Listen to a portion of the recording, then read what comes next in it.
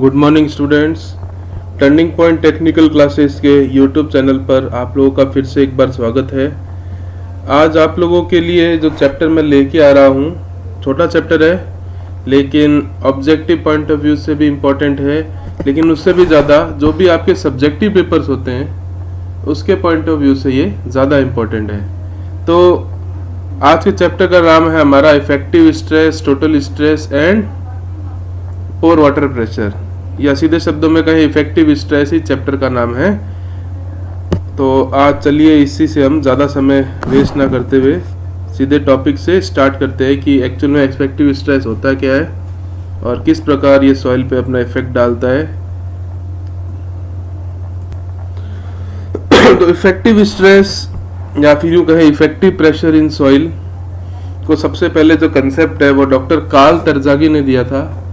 Doctor Karl तरजागी को father of soil भी कहा जाता है। इन्होंने प्रिंसिपल दिया था इफेक्टिव स्ट्रेस का, ताकि सॉइल एनालिसिस की काफ़ी प्रॉब्लम्स को आसानी से एनालाइज किया जा सके।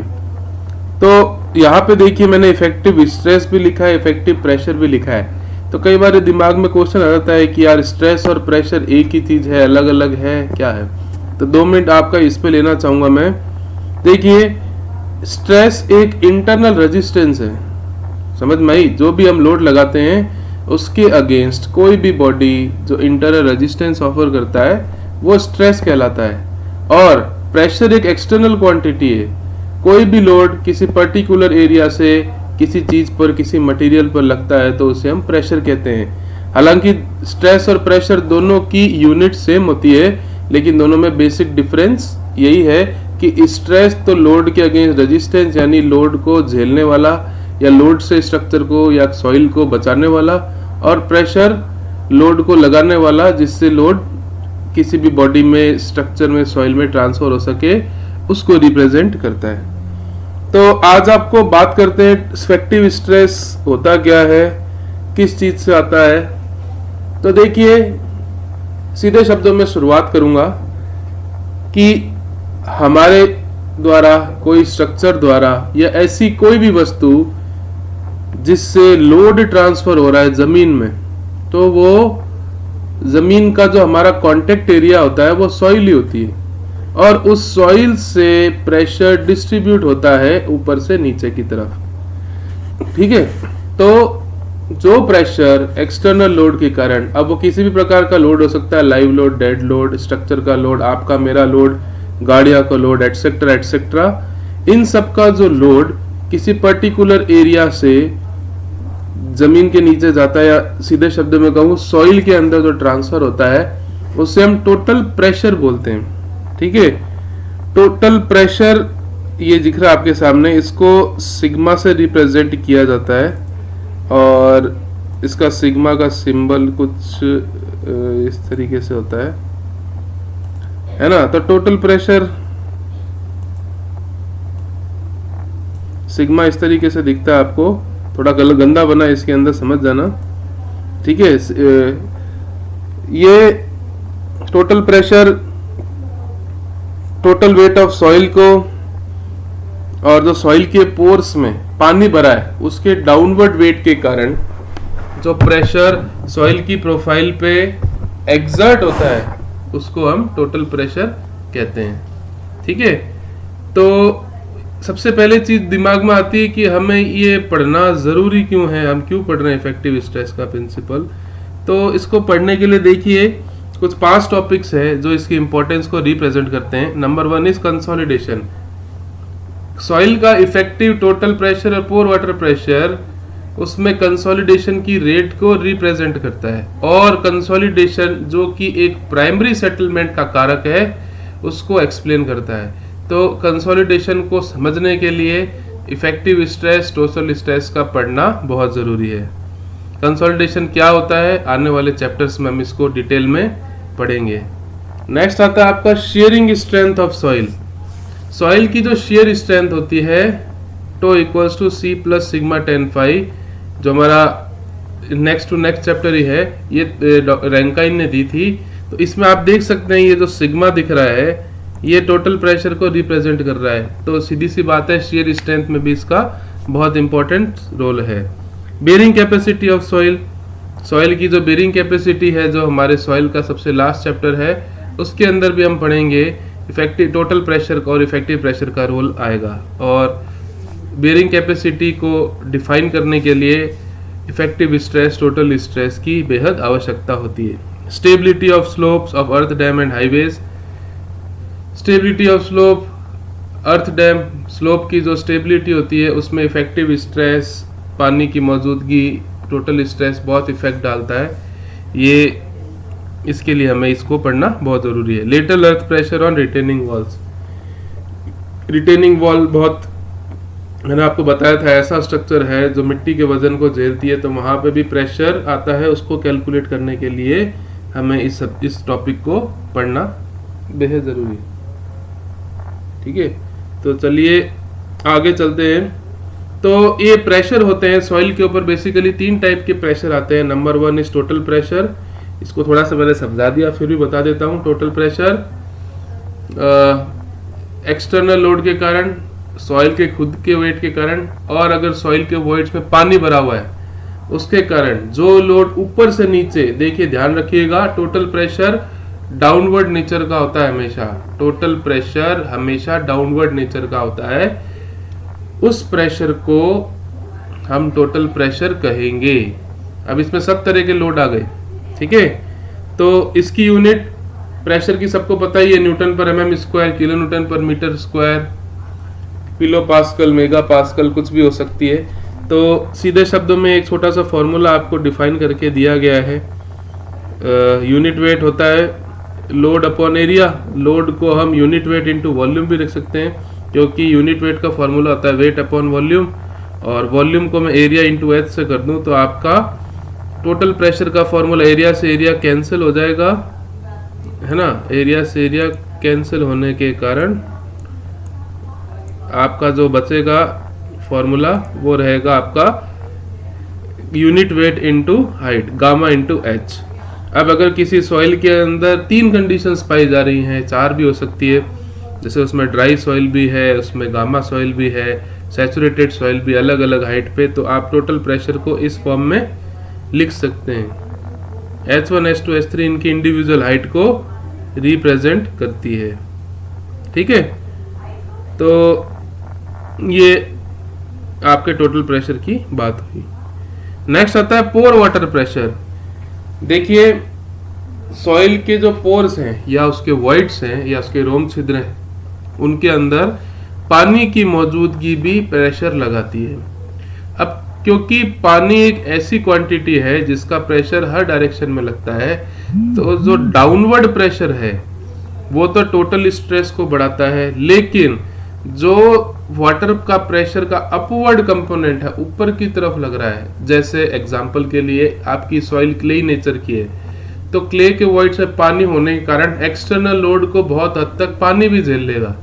तो उस कंडीशन में आपका प्रेशर है वो एक तरीके से टोटल प्रेशर को रजिस्ट करेगा। तो पानी एक ऐसी क्वांटिटी है जो वेट बढ़ाता भी है और वजन लेता भी है।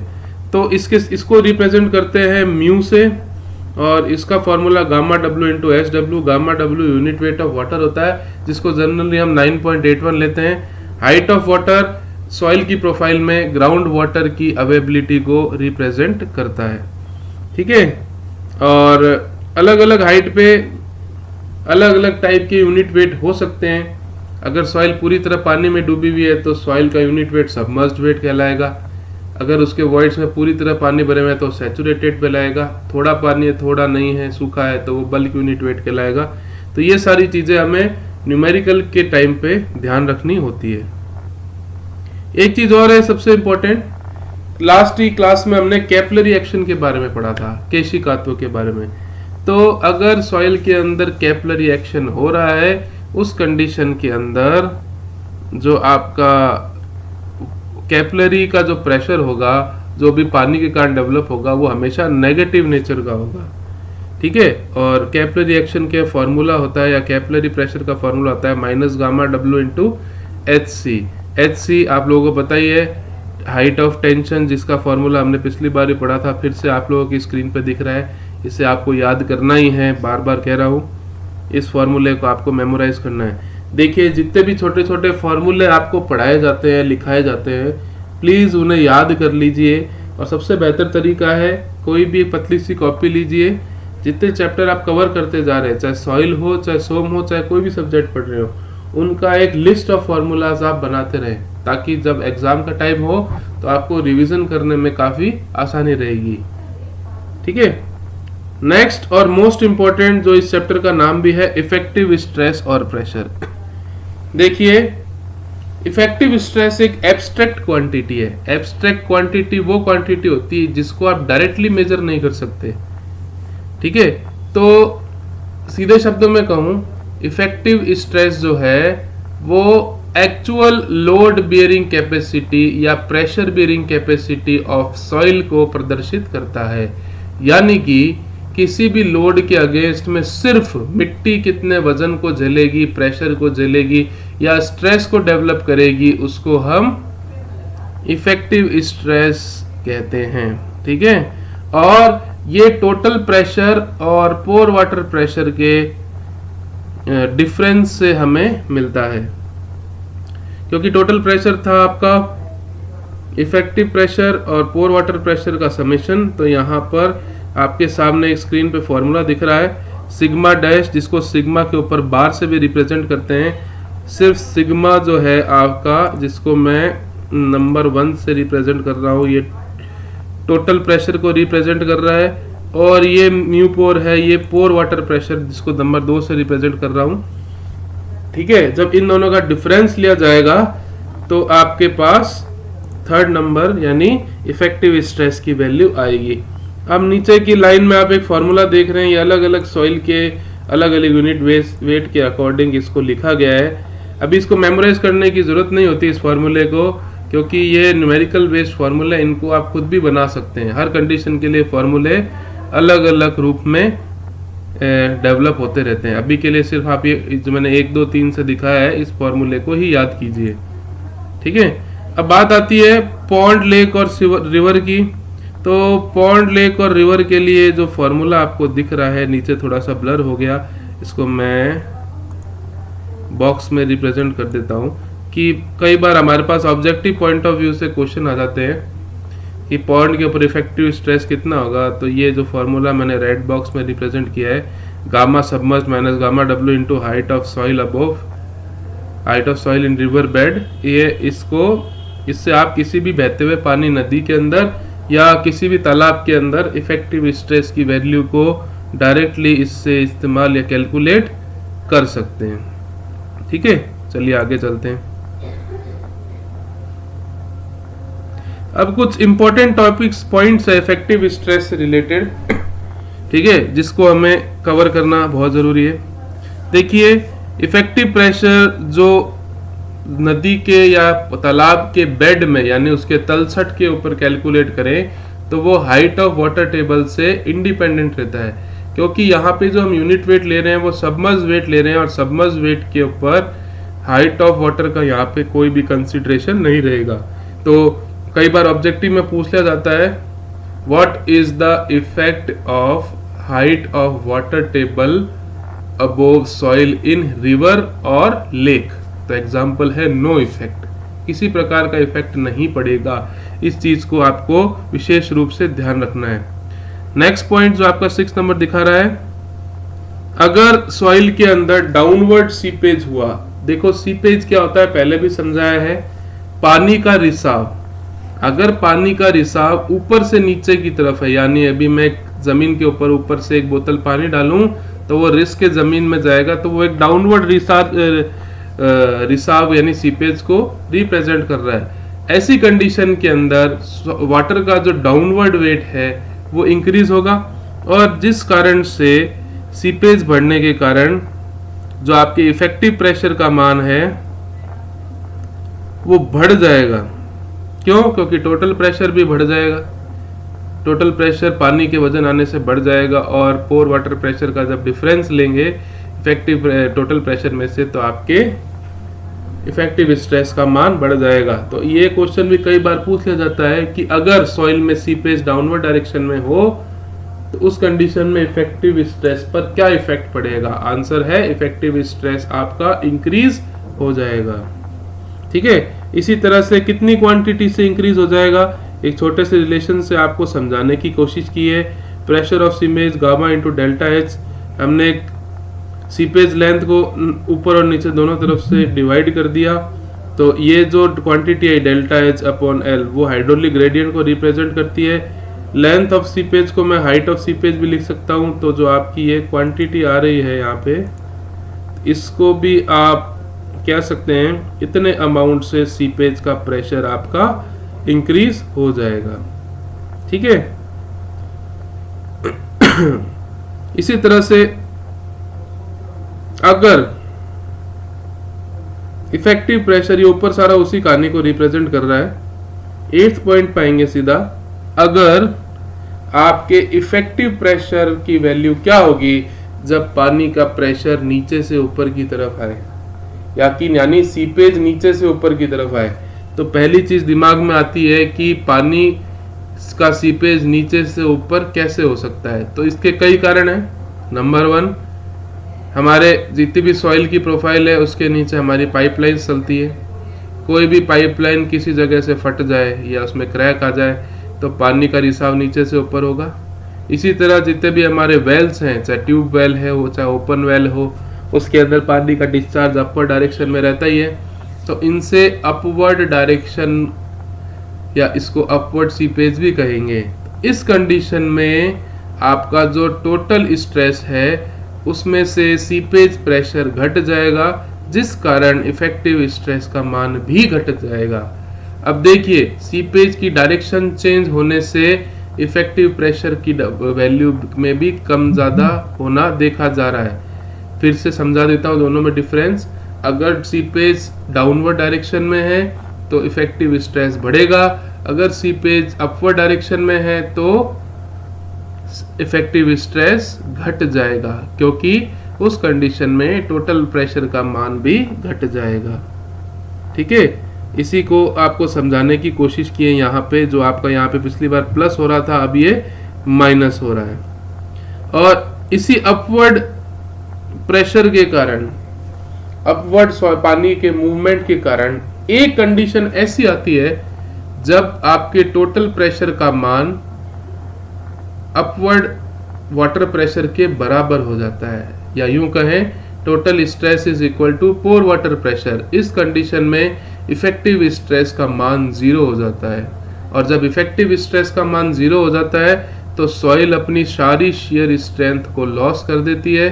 और इस कंडीशन में जो फिनोमिना हमारे सामने देखने को मिलता है उससे हम क्विक सैंड फिनोमिना या बॉइलिंग ऑफ सॉइल भी कह सकते हैं। ये बहुत इंपॉर्टेंट है, कई बार पूछ लिया जाता है कि सॉइल में क्विक सैंड फिनोमिना क्यों होता है। जब टोटल प्रेशर और पोर वाटर प्रेशर बराबर हो जाए या फिर इफेक्टिव स्ट्रेस का मान 0 हो जाए, इस कंडीशन के अंदर आपका क्विक सैंड फिनोमिनन देखा जा सकता है। इस बार के जो आरपीसी एएन का एग्जाम हुआ था प्री का, उसके अंदर ये क्वेश्चन आया था, क्विक सैंड फिनोमिना होता है जब ऑप्शन थे इफेक्टिव स्ट्रेस बढ़ जाए, घट जाए, इफेक्टिव स्ट्रेस का मान 0 हो जाए और नन ऑफ द अबव। तो आंसर था इफेक्टिव स्ट्रेस का मान 0 हो जाए। देखिए, आप सबने सर्दियों के अंदर अपने घर के आसपास पानी की पाइपलाइंस को फटे हुए देखा है, और जब पानी की पाइपलाइन फटती है तो पानी नीचे से ऊपर की तरफ सड़क पे इकट्ठा होना शुरू हो जाता है। तो जहां से पानी निकल रहा है उससे गौर से देखें तो आपको ऐसा दिखेगा कि पानी वहां से बॉईल हो रहा है, बुलबुले बनते हैं और वो बॉईल होता हुआ दिखता है। हमें होता नहीं है बॉईल, सिर्फ हमें दिखने के कारण ऐसा लगता है कि पानी उस स्थान से बॉईल करना शुरू कर दिया, और उस बॉइलिंग को हम बॉइलिंग ऑफ सॉइल या क्विक सैंड फिनोमिनन ही कहते हैं। और क्विक सैंड फिनोमिनन पर जो हाइड्रोलिक ग्रेडियंट आपको मिलता है वो ये समझाने की कोशिश की है। इसका मान ये होता है, बहुत ज़्यादा इम्पोर्टेंट, इसको आपको याद रखना है, IC equals to GS minus 1 upon में 1 प्लस E। बहुत बार क्वेश्चन पूछे गए हैं, सीधा फॉर्मूला भी पूछा गया है, और कई बार इससे रिलेटेड छोटे छोटे न्यूमेरिकल्स भी पूछे गए हैं। ठीक है, तो अभी तक का मैं आपको एक सार बता दूं अभी तक हमने 3 प्रकार के सॉइल पे प्रेशर को पढ़ा।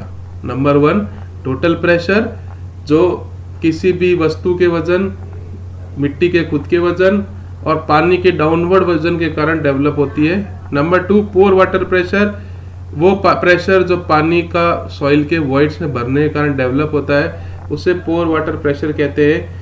इफेक्टिव प्रेशर, जब टोटल प्रेशर में से पोर वाटर प्रेशर को घटा दें तो हमें इफेक्टिव स्ट्रेस ऑफ सॉइल मिलता है, इफेक्टिव प्रेशर ऑफ सॉइल मिलता है।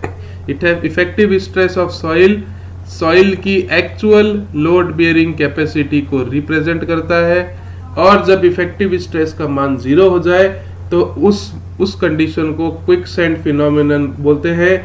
ऐसी कंडीशन के अंदर सॉइल हमें बॉयल होती हुई प्रतीत होती है, और बॉइलिंग की कंडीशन में जो हाइड्रोलिक ग्रेडियंट हमें मिलता है आपकी स्क्रीन पे दिख रहा है, आपको इसे मेमोराइज करना है, अच्छे से याद कर लेना है, ठीक है। तो क्रिटिकल हाइड्रोलिक ग्रेडियंट फॉर्मूले से दिख रहा है, अगर वॉइड रेशियो घट जाएगा तो हाइड्रोलिक ग्रेडियंट का मान बढ़ जाएगा, ठीक है। और इफेक्टिव प्रेशर का जो मान है वो कैपिलरी जोन में बढ़ जाता है, क्योंकि कैपिलरी जोन का जो प्रेशर है वो नेगेटिव नेचर का होता है, और इफेक्टिव प्रेशर का मान होता है total pressure minus minus minus होता है कैपिलरी एक्शन, तो वो जुड़ जाता है बेसिकली। तो ये छोटी छोटी मैथमेटिकल कैलकुलेशन से आप सब समझ जाएंगे जहाँ तक है।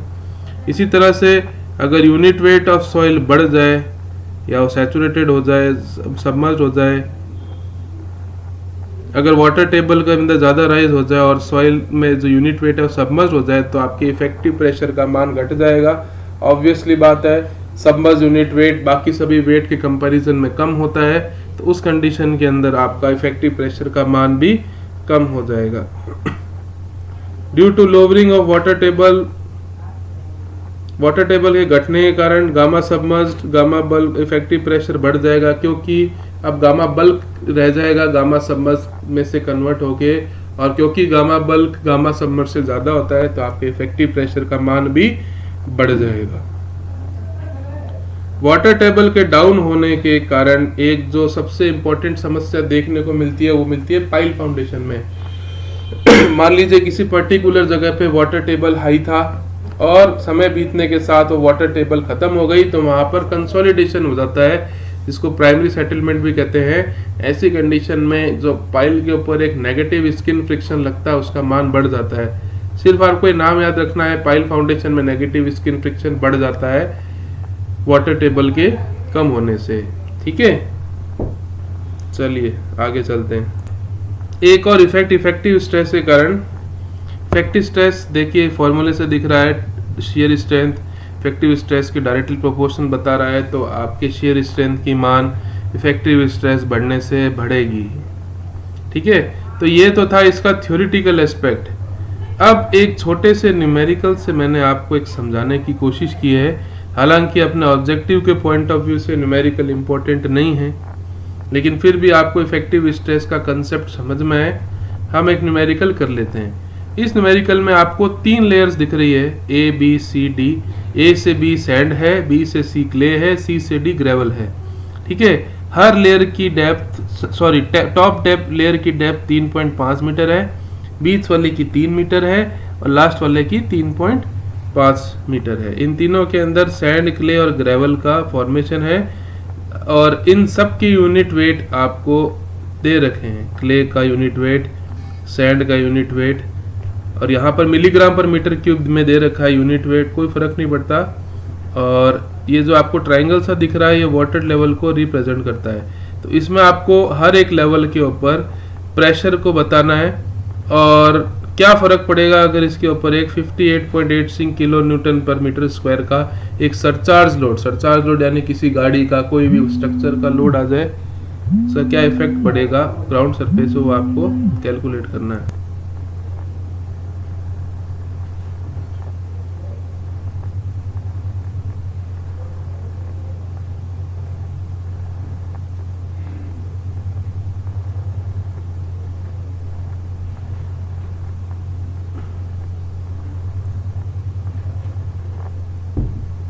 हाँ हाँ जो मेरा काम चल रहा है, मैं कैलकुलेट कर रहा हूँ यार, बीच बीच में डिस्टर्ब कर रहे हो, क्या दिक्कत है? तो यार अब रखो फटाफट, मैं कंप्लीट करूँगा, कॉलेज जाना, फोन आ रहा है। 10 मिनट बात कर लेना प्लीज, 10 मिनट रुक जाओ बस।